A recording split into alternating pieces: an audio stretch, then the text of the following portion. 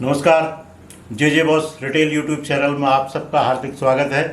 आज मैं एक बार फिर से आप लोगों के सामने संसद और निहितार्थ इस सीरीज की एक अगला वीडियो लेके आ गया हूं और उम्मीद करता हूं कि आप सकुशल होंगे और आपको ये सीरीज पसंद आ रही होगी, क्योंकि इसी बहाने से हम राजनीति का जो व्यवहारिक पक्ष है यानी कि जो प्रैक्टिकल है उस पर चर्चा कर रहे हैं।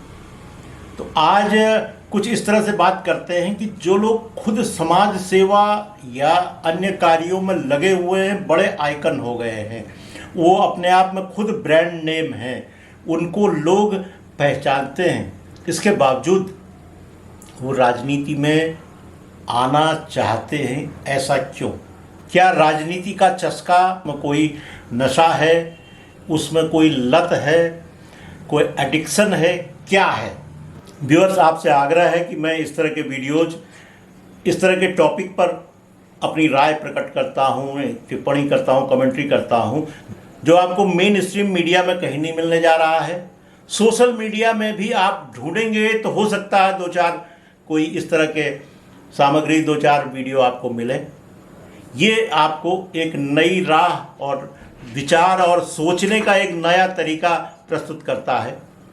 आइए आगे बढ़ते हैं, देखते हैं कि ये जो राजनीति का चस्का है वो किस तरह से हमारे जो फिल्म जगत के पर अभी आप देखेंगे। इसमें हेमा मालिनी जी हैं, जया बच्चन जी हैं, बंगाल की जो दो सांसद हैं। इसके अलावा आप अगर इतिहास में जाएंगे तो इतिहास में पाएंगे कि सुनील दत्त, बैजंती माला, राजेश खन्ना, अमिताभ बच्चन, धर्मेंद्र, शत्रुघ्न सिन्हा तो अभी भी सक्रिय राजनीति में हैं, विनोद खन्ना, हेमा मालिनी अभी हैं ही हैं, राज बब्बर कांग्रेस में बहुत लंबे समय से पारी खेल रहे हैं, हालांकि उन्होंने शुरुआत समाजवादी पार्टी से किया था। गोविंदा चुनाव लड़ चुके हैं, एक टर्म वो सांसद रह चुके हैं।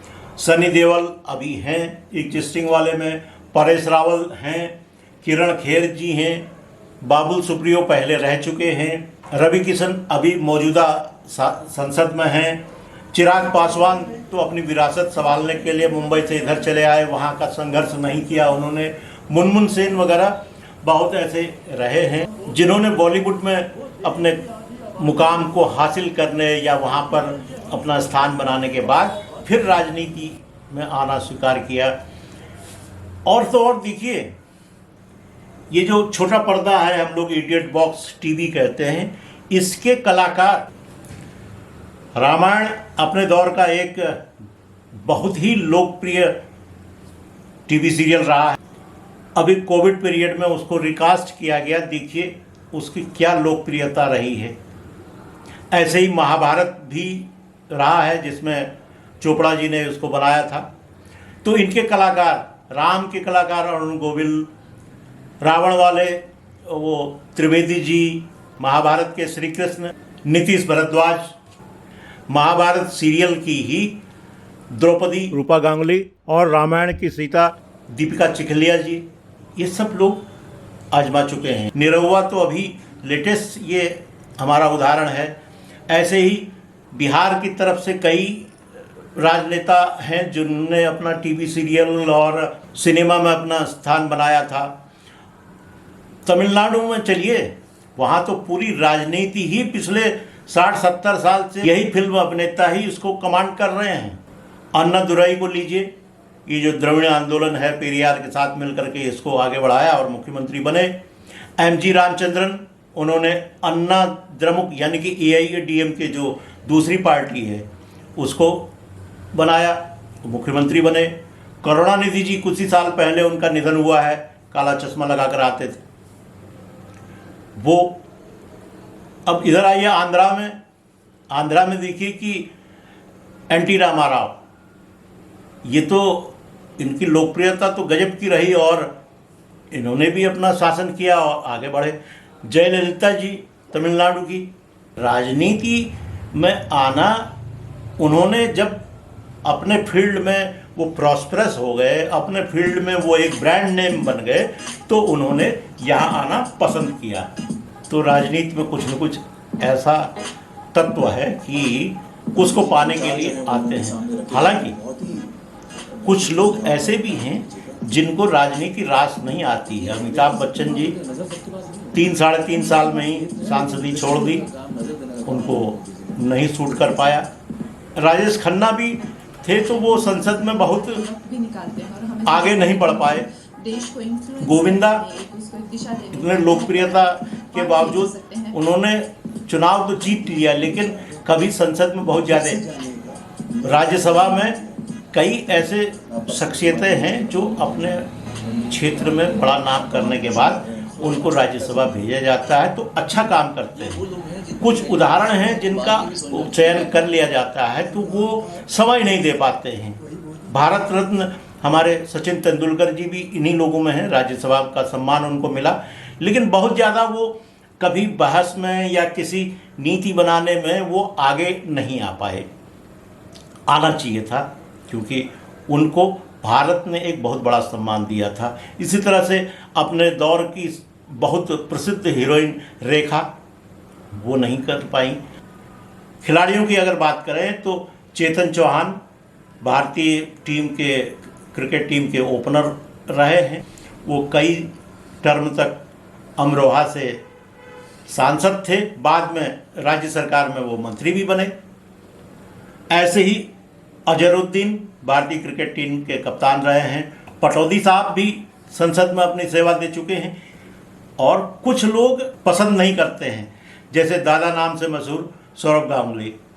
अब उनके ऊपर प्रेशर कई पार्टियों का है उनकी लोकप्रियता भुनाने के लिए, लेकिन वो अभी तय नहीं कर पा रहे हैं। पता नहीं उनको बेचारों को हार्ट अटैक भी हो गया था इस उम्र में और हॉस्पिटल में भर्ती हो गए। तो ये क्या मतलब प्रेशर था या किस तरह से उन पर दबाव था। अब राजनीति के चस्के की बात करें तो राजनीति का चस्का दो तरह से है। एक तो अंदर दबी हुई जिज्ञासा, जिसको हल्की सी हवा मिली, 16 भड़क गया और संसद में पहुंच गए अपनी लोकप्रियता को मनाते हुए।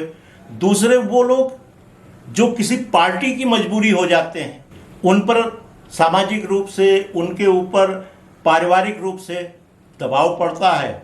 वो मजबूरी में चुनाव लड़ तो जाते हैं, संसद या विधानसभा तक पहुंच तो जाते हैं, लेकिन उनका मन नहीं काम करता है। ये राजनीति का चस्का है। हो सकता है भाई राजनीतिक मुकाम हासिल करने के बाद आपके पास ऐसी ताकतें आ जाएं जिनसे आप ब्यूरोक्रेट्स को कंट्रोल कर सकें, जिससे आपका सामाजिक रुतबा बढ़ सके, जिससे आपको पारिवारिक रूप से कुछ आपका स्तर ऊपर उठ सके। तो इस तरह से राजनीति में जो एक मीठापन है, हमें मानना चाहिए कि राजनीति में कुछ न कुछ शहद जरूर लगा हुआ है।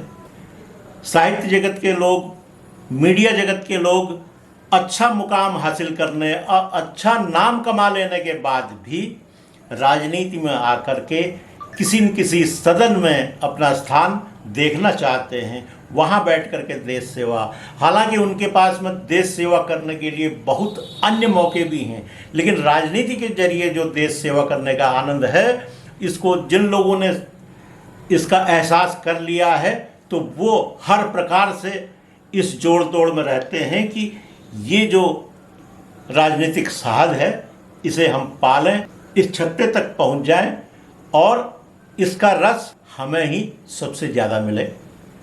अब आज के वीडियो को समाप्त करने का समय आ गया है। नहीं, आपको ये जो विचार मंथन है ये पसंद आ रहा हो, इस तरह की टिप्पणी पसंद आ रही हो, इस तरह का तबसरा पसंद आ रहा हो, इस तरह की कमेंट्री आपको पसंद आ रही हो, तो कृपया इसे लाइक करें, शेयर करें। और जिन भी व्यूअर्स ने अब तक जे बॉस रिटेल यूट्यूब चैनल को सब्सक्राइब नहीं किया है, कृपया सब्सक्राइब कर लें। इन्हीं शब्दों के साथ आज आपसे विदा होते हैं। अगले वीडियो में फिर मुलाकात होगी। नमस्कार।